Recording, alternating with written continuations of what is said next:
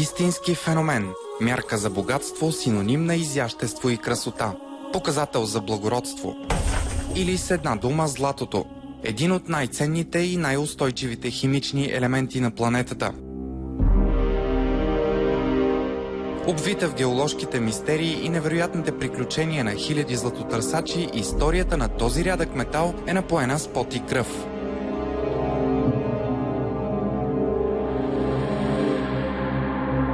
Пътят на златото започва в големия космос, преминава през мощните катаклизми, образували Земята и свършва в скалите, които ни заобикалят. От античността до наши дни то омагьосва човечеството, решено да го търси на всяка цена.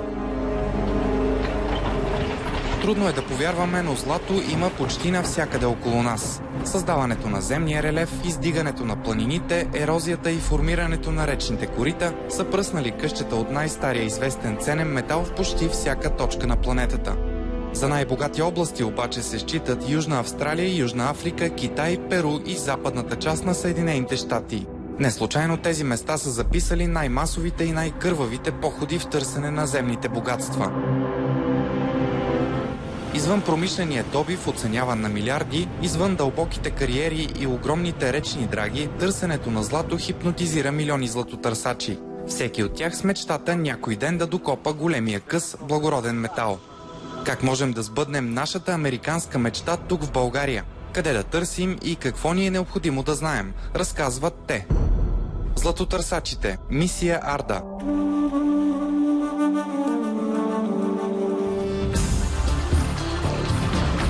У нас разсипно злато има буквално във всяка река, във всяко планинско дере и поточе.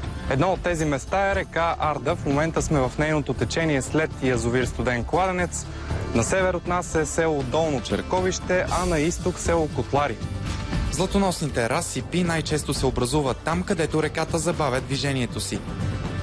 Пред нас е лагерът на група златотърсачи, избрали широкото корито и плитчините на река Арда.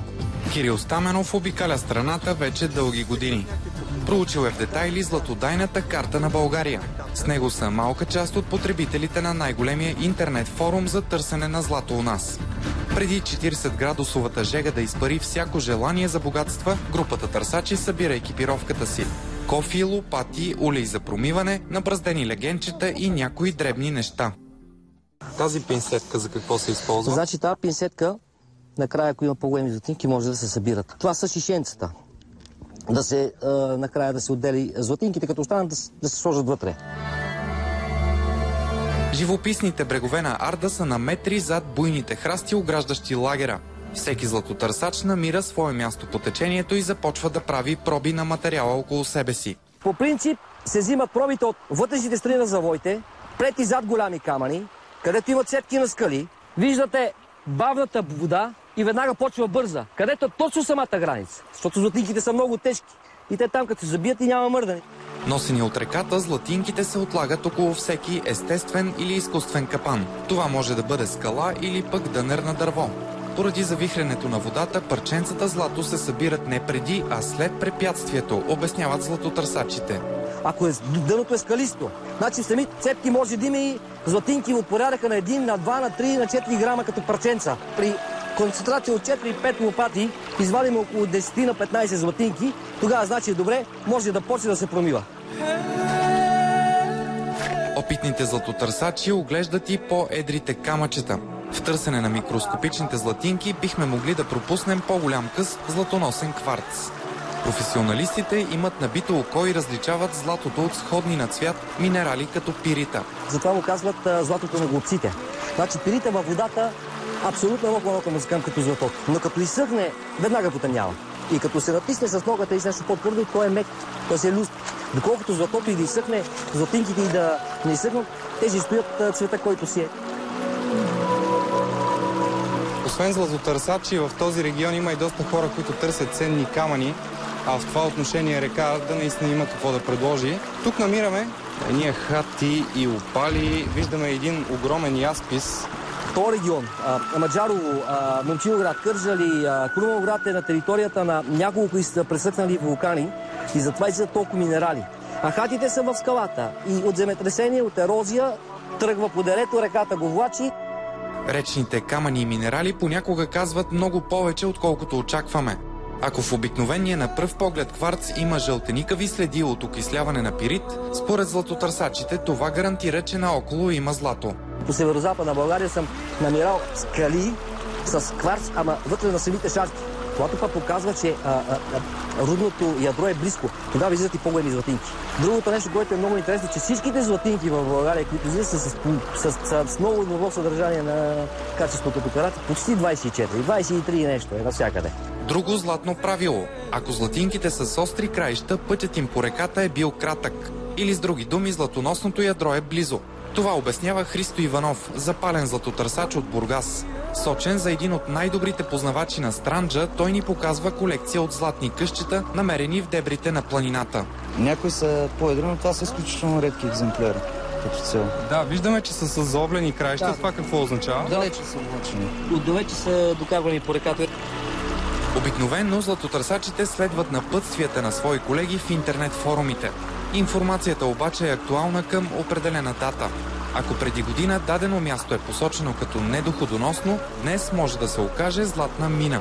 Всяко земетресение, наводнение или друго природно явление променят коренно характеристиките на района. Земетресения, наводнения, то се е преместило, ако е имало златинки, пред много е преместило по-надолу. Затова винаги пробите са много важни на една река. Междувременно на няколко места по реката вече са изградени улеите, където събраният едър материал преминава през по-финно промиване. Средна скорост на водата. Сипайте и материала да се отмива, да го отмива водата. И вече лекото заминава. Затова има стелка отдолу и мрежа като капан. Тежкото да се забива и ако има паднали златинка, няма да избега. Философията при промиването е проста. Златото е 19 пъти по-тежко от водата и 7 пъти по-тежко от материала по реката. За сравнение, големият камък тежи, но при него съпротивлението е по-голямо и водата го отнася. Дърпани от гравитацията, златинките падат в капаните на улея. Подобни съоръжения могат да се купят, а могат и да се изработят с подръчни материали, така както е направил Венци Димитров. Лесно се прави, подръчни материали, кой път има. Така. Ефтин вариант. Напълно ефтин. Значи ако се купува малко по-скъпо, но най-вероятно трябва да са такива изолационни гуми, тези токажийските, които са. То доколкото виждам, въпросът е да е набраздено по някакъв начин. Да има някаква форма така за капанчета. Някои слагат и обикновени стелки от москвич, които са отдолу с квадратчета. Значи това квадратчето е перфектен капан за златинки, защото падайки вътре, каквато и да е водата, няма да го изпуснеш. Материал за промиване се търси и в бързите води. Пред и зад големите камъни с тази помпа. Мога да смучиш и, ако имаш късмет на някъде по-други места, където има концентрати, мога да смучиш и от порядъка на 1 грам някое парче или 2 грама. Я да видим онези ентусиасти какво правят там.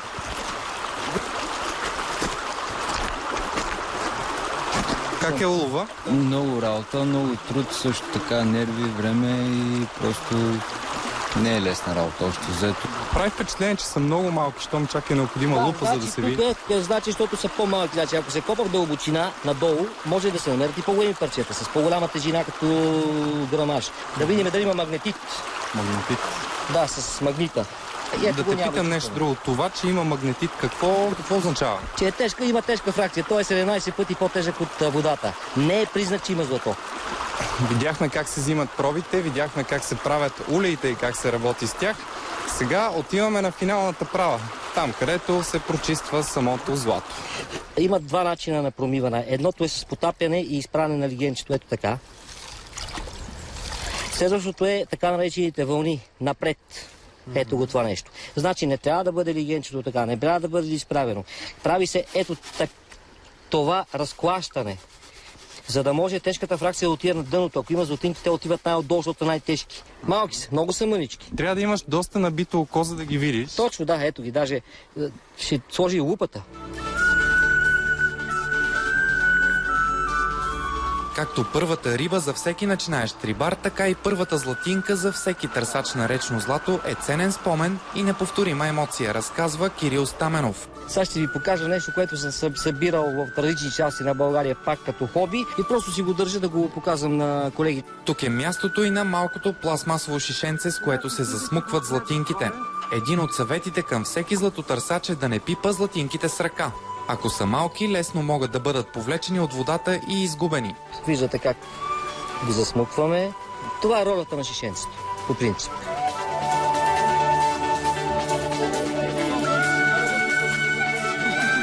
В ранния следобед и най-издръжливите отстъпват пред жегата.